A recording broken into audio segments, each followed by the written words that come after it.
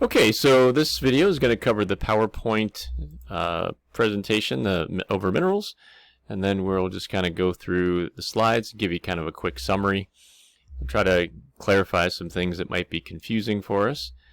Alright, so we're going to start off with what are rocks and minerals made of. So we're going to start big and work our way small. So I'm sure you've heard of rocks, and granite is probably one of the most common rocks you see. Probably have them on your countertop, things like that. Well, each of these different colors that you see in the rock that's a granite is actually a mineral. And so when we get to the rocks, we'll define that as composed of multiple minerals, which is true here. So each of these minerals that are listed here make up this rock. But then, of course, each of these minerals are made up of different atoms. And so we want to kind of, like I said, start small, work our way big. And so this is kind of the story from that picture. Oops, let me go back here for a sec. So we've got the rock, which are made of minerals, and the minerals, which are made of atoms and elements. And in the case of quartz, which is a mineral, it is made of the elements silicon and oxygen. And so what are these atoms we speak of? Well, here's a list of most of them. And so these little letters here are abbreviations for the names of the atoms and elements that exist. And one of the things that you'll note is there's a number above each of the abbreviations here, and that is the atomic number. So oxygen, atomic number 8, nitrogen 7, carbon 6, and so on. And that number isn't just random, it also gives us some other information. It actually tells us something about the structure of that particular element.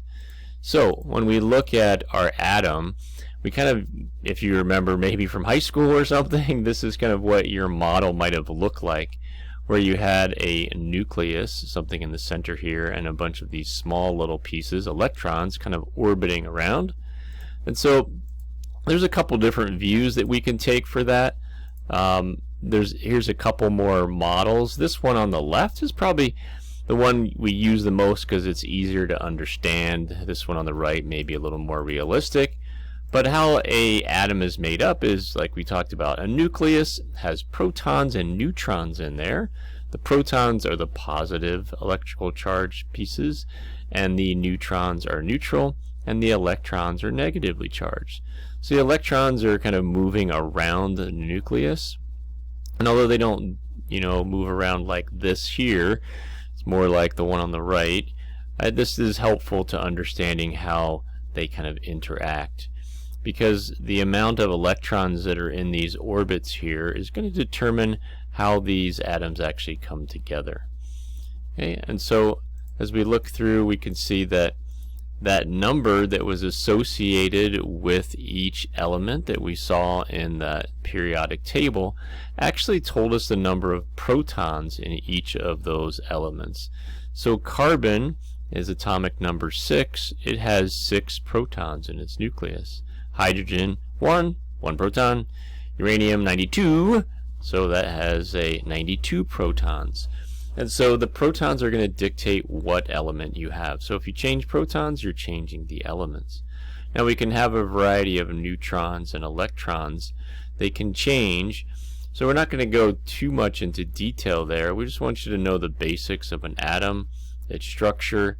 And because we would need to know something about that, we need to know about how they kind of get together. And so a good example of the way that two different elements might bond together to form something new. Now, just because it forms something new doesn't mean it's a mineral, because it can form something that's not a mineral. But in this case, it's if we take chloride and sodium, we can get those two elements to bond together, where they actually kind of trade off on these electrons here. And once again, we're not going to get into the gory details of the chemistry here, but just want you to have a general idea that the idea of this sodium atom loses this electron, and this chlorine atom takes it up. And so when this loses an electron, it has more positives than negatives, and now it becomes a plus charge. This has more negatives, it becomes a negative charge, and there's an attraction there that can hold these two things together. And once they bond together, they form something new, sodium chloride, which just happens to be salt, right? And the mineral name for salt is halite. And so this is actually a mineral, and it's because these two elements have bonded together. Okay? And so we can bond things in a couple different ways. The way that I just showed you was where you're kind of loaning electrons or losing and gaining electrons, which changes the charge on the atom, which then allows those two to kind of bond together in that fashion.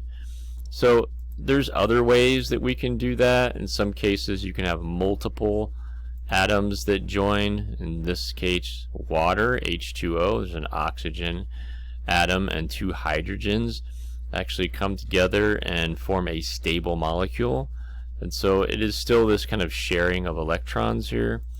And then, you know, not every atom is going to have this ability to gain or lose electrons, but you can look at the periodic table and see it's laid out in such a way that these elements here tend to gain electrons, these tend to lose electrons.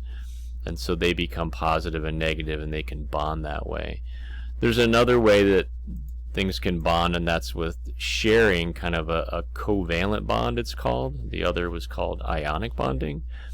This one's a little stronger, and you can see in this example we're forming the mineral diamond by bonding together some carbon atoms here.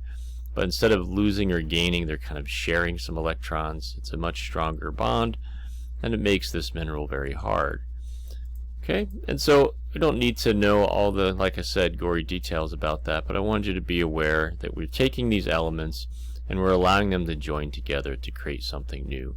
And so that's all we're doing. We're taking some hydrogen and oxygen, and through a specific type of bond, they are kind of being stuck together, forming something new. We talked about our table salt.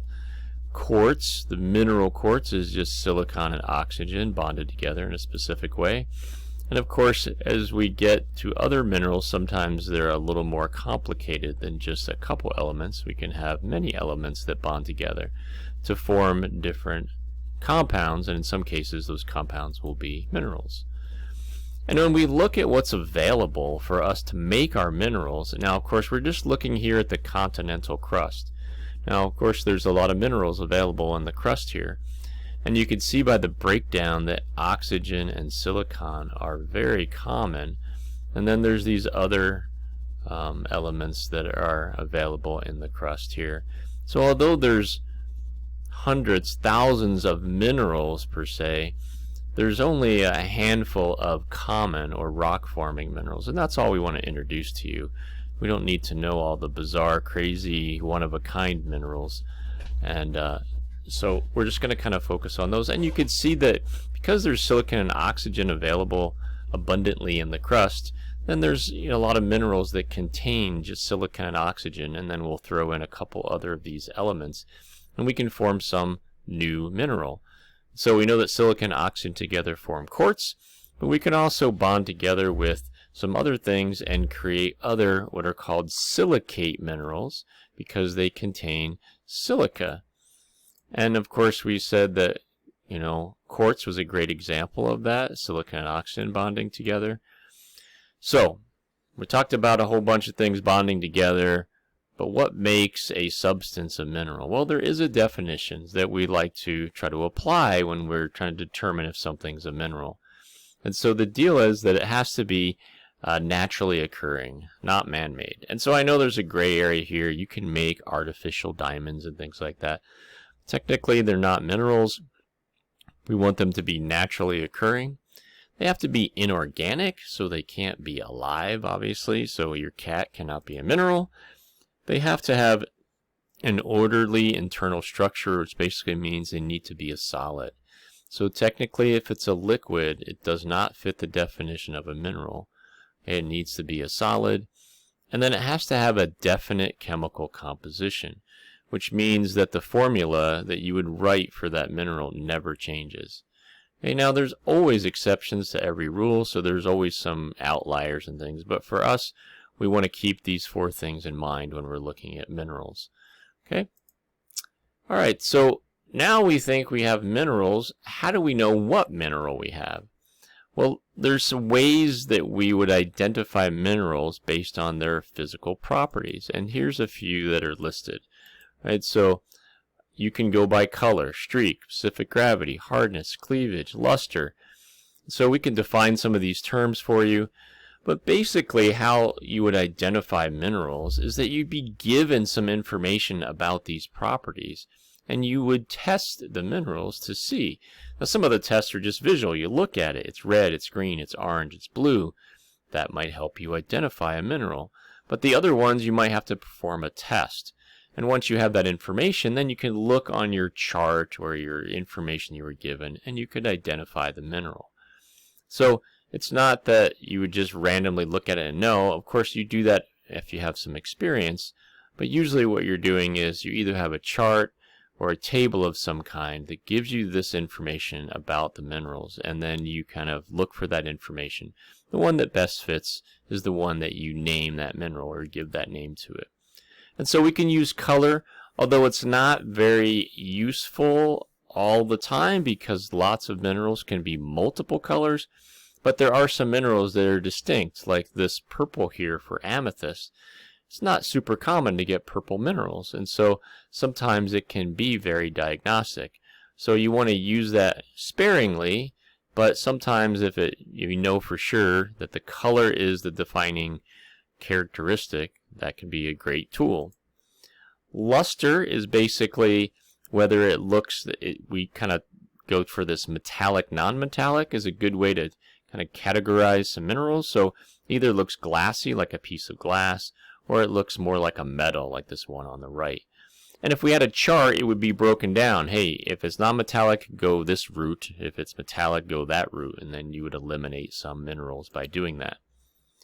Something called the streak is what the powdered version of the mineral might look like. And so a streak plate is just a porcelain plate, which is what this little white square is. And you would streak it or scratch it on there, and it would leave a mark behind. And sometimes it's similar to the color of the mineral itself, but other times it's not. Once again, that can be diagnostic if it has an unusual streak, but it's still a test that we can do to help us identify in combination with these other tests, right?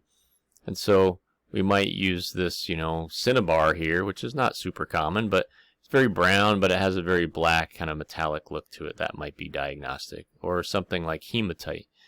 Okay? What else? We got the hardness scale. So another thing we can do, and this is something we can kind of do in the field, is figure out how hard our mineral is by doing a test.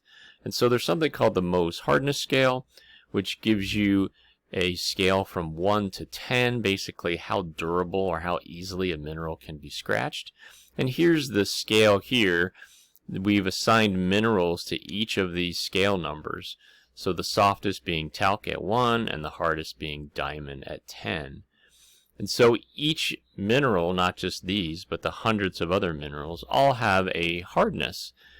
And so if we found a mineral and we wanted to test it, we could use these common objects that have a specific hardness here to figure out roughly what the hardness of my mineral is.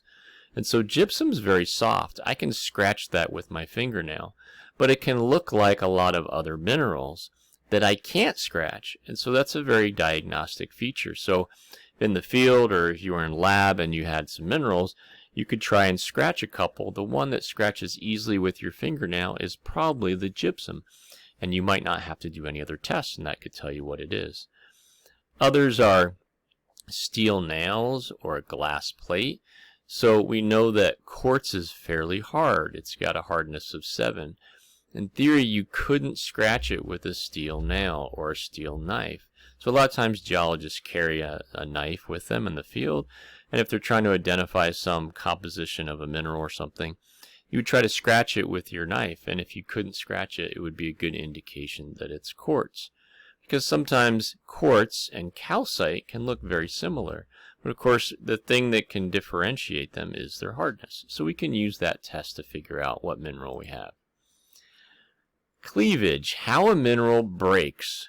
And so it's basically related to its atomic structure and the bonds that created the mineral.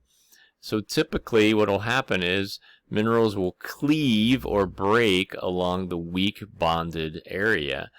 And so some things will cleave in one direction, like sheets of paper. They'll peel like that.